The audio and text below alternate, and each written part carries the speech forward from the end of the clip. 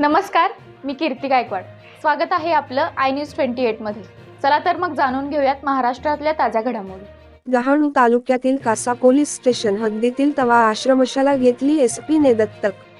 पालघर जिल्ह्यातील कासा police station हद्दीतील तवा आश्रमशाला पालघर जिल्ह्याचे पोलीस अधीक्षक माननीय श्री बाळासाहेब पाटील यांनी माध्यमिक व उच्च माध्यमिक आश्रमशाळा तवा तालुका डहाणू जिल्हा पालघर ही आश्रमशाळा दत्तक घेतली असून संपूर्ण आश्रमशाळेचे मुलामुलींना या ज्या वस्तू लागणार असल्या त्या वस्तूची वेळेवर पूर्तता करून देणार असल्याचे सांगितले असून आज दिनांक 14 ऑक्टोबर 2023 रोजी सकाळी 9:55 वाजताचे सुमारास आश्रमशाळेने मागणी केल्याप्रमाणे 1 digital board, 2 wifi router, 3 sound system, 4 ढोलकी, तबला, झांज अशा साहित्याचे माननीय पोलीस अधीक्षक पालघर यांचे हस्ते विविध साहित्याचे वाटप करण्यात आले व मान्यवरांचे भाषणे झाले. यावेळी कार्यक्रमासाठी माननीय श्रीमती संगीता शिंदे, अल्फान्सो पोलीस उप अधीक्षक गृह, माननीय श्री शैलेश काळे, उपविभागीय पोलीस अधिकारी जव्हार उपविभाग, श्री अमोल गवळी, 6 पोलीस निरीक्षक, श्री काशीद, मुख्याध्यापक तवा आश्रमशाळा, शिक्षक वर्ग व विद्यार्थी हजर होते. सदरचा कार्यक्रम सकाळचे 10:40 वाजता शांततेत पार पडला आहे. रिपोर्टर रहीम कुरेशी, 10वी विधानसभा मतदारसंघाची रिपोर्टर. आपला देश तुम्हाला शिकवलं असेल, नालंदा विद्यापीठ, तक्षशिला विद्यापीठ ही आपल्या जगामध्ये सगळ्यात मोठी विद्यापीठं ही भारतामध्ये होती. भारत कित्येक वर्ष जगामध्ये सर्वात श्रीमंत देश होता, जगामध्ये सर्वात श्रीमंत. आता आपण आहोत का जगामध्ये सर्वात श्रीमंत? आता कोण आहे श्रीमंत? अमेरिका आहे, इतर पाश्चिमात्य देश आहेत. आपण जगामध्ये श्रीमंत नाही आहे, परंतु कित्येक वर्ष, हे तर 200-300 वर्षापासूनची परंपरा आहे, हे लोक श्रीमंत आहेत आपल्यापेक्षा. परंतु आपण हजारो वर्षाच्या परंपरेमध्ये सर्वात श्रीमंत देशामध्ये गणला जात होतो. आपल्यामधली जी लायब्ररी होती, पुस्तकाची जी अभ्यासिका होती, ती जगामध्ये सर्वात मोठी अभ्यासिका ही आपल्याकडे होती. नालंदा विद्यापीठ हे जगामधलं सर्वात मोठं विद्यापीठ हे बिहारमध्ये होतं. सध्याचं बिहार जे आहे त्या ठिकाणी, या ठिकाणी जगभरातली लोक अभ्यास करण्यासाठी आपल्या देशामध्ये यायचे. 10,000 विद्यार्थी नालंदा विद्यापीठामध्ये आपल्याकडे अभ्यास करण्यासाठी यायचे.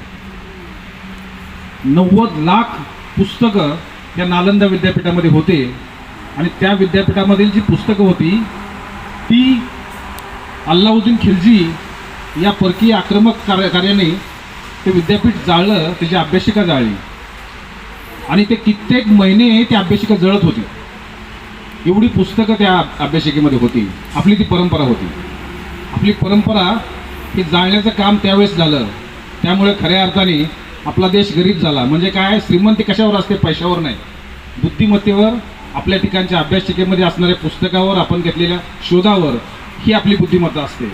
आपण त्याच परंपरेतील लोक आहोत, कारण आश्रम शाळेमध्ये आपण असं हे करतोय, अभ्यास घेतोय. आश्रम हे गुरु परंपरेमध्ये पहिल्यांदा सगळे लोक आश्रमामध्ये जायचे, आश्रमामध्ये शिक्षण घ्यायचे, त्याच ठिकाणी राहायचे, त्याच ठिकाणी अभ्यास करायचे आणि मोठे राजे महाराजे हे आपल्या सर्व मुलांना आश्रम शाळेमध्ये पाठवायचे, आश्रमामध्ये पाठवायचे.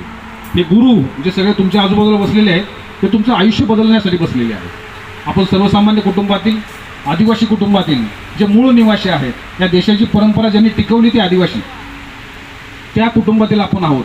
आपल्यामध्ये शारीरिक क्षमता आहे, मानसिक क्षमता आहे, सर्व प्रकारची क्षमता देवाने दिलेली आहे.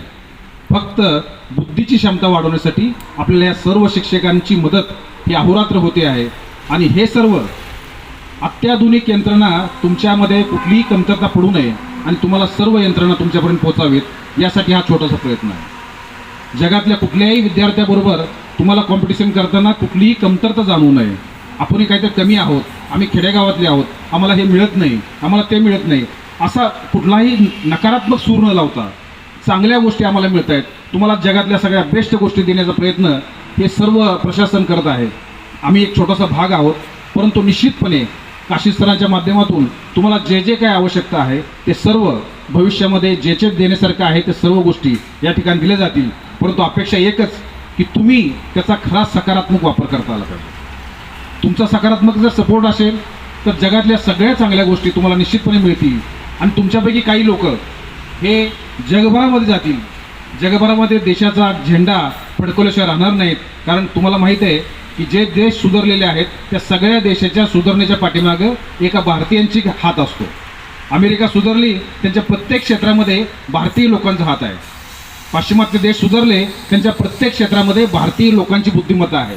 आपली बुद्धिमत्ता याला कुठेही तोड नाही आहे. तुमच्या प्रत्येकाची एवढी कॅपॅसिटी आहे की तुम्ही जगभरामध्ये कुठल्याही देशामध्ये राज्य करू शकता, साम्राज्य निर्माण करू शकता. एवढी ताकद तुमच्यामध्ये आहे, फक्त तुम्हाला ती माहीत नाही आहे. आपल्याला वाटतं की आम्ही गरीब आहे, आम्ही साधे आहात, आम्ही सामान्य आहोत, आम्हाला कोण विचारतंय. ही भावनाच आपल्याला निम्म खच्चीकरण करून घेते आणि पुढे जाण्यापासून रोखते.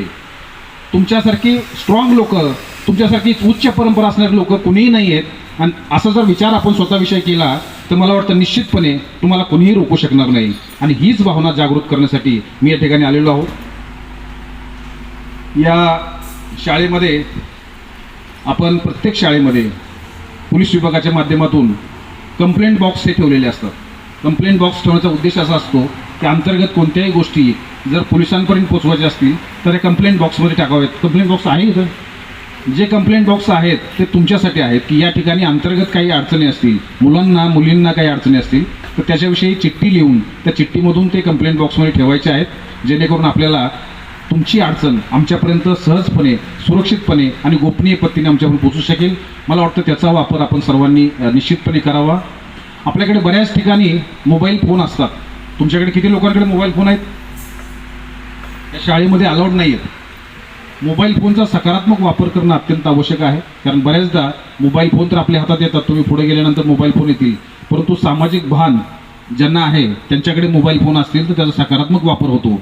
जर भान नसेल तर आपल्याला निश्चितपणे त्याची अडचण होते आणि आपली अधोगती सुरुवात होते. चांगल्या गोष्टीचं वाईट कसं करता येईल अशी भावना आपण जर निर्माण केली. पाश्चिमात्य लोकांनी आपल्याकडे मोबाईल दिले ते चांगल्या गोष्टीचा वापर करण्यासाठी दिले की वाईट गोष्टीचा वापर करण्यासाठी दिले हे आपण ठरवायचं आहे. त्यामुळे अशा चांगल्या गोष्टीचा फायदा घ्यायचा आहे. ही टेक्नॉलॉजी जी आहे ती अत्याधुनिक टेक्नॉलॉजी आहे, त्याचा वापर अतिशय सकारात्मक करता येऊ शकतो. आणि मला खात्री आहे इथले शिक्षक ते आपल्या ज्ञानामध्ये अपग्रेड करतील. जे या ठिकाणचे गुरुवर्य आहेत त्यांनी सर्वांनी अशा अत्याधुनिक टेक्नॉलॉजीचा कसा वापर करायचा आहे, सुनियोजित वापर कसा करायचा आहे याचं आत्मचिंतन करावं, अपग्रेडेशन करावं. आणि त्याच्यामध्ये काही अडचण असेल तर आमची मदत घ्यावी, जेणेकरून या विद्यार्थ्यांना खऱ्या अर्थाने याचा सकारात्मक वापर करता येऊ शकतो. आणि भविष्यामध्ये तुम्हाला जे काही आवश्यकता आहे, आता मॅडमने सांगितलं की बैजू ॲप बाहेर एका याच्यासाठी मला वाटतं 2 ते 2.5 लाख रुपयाची किंमत आहे त्याची बैजू ॲपची. ते बैजू ॲप जे कोचिंग क्लासेस घेतात ते लोक तुमच्यापर्यंत पोचू देत नाहीत, बऱ्याचदा विरोध करतात की बैजू ॲप तुम्ही देऊ नका, त्या लोकांना अवेलेबल करू नका, कारण आमचे धंदे बंद पडतील, कोचिंग क्लासेस बंद पडतील. हे डायरेक्टली तुम्हाला तिथं मिळतं आहे. ते खऱ्या अर्थाने मी मॅडमचं अभिनंदन करतो, आभार प्रकट करतो की त्यांनी त्यांचे जे स्वतःचे सोर्सेस आहेत ते तुमच्यासाठी वापरले आणि हे ॲप तुमच्यासाठी उपलब्ध करून दिलं. मला वाटतं अशा बातम्या पाहण्यासाठी iNews 28 मराठीला सबस्क्राईब करा आणि नोटिफिकेशन बेल दाबा, जेणेकरून तुम्हाला प्रत्येक बातमी आधी मिळेल.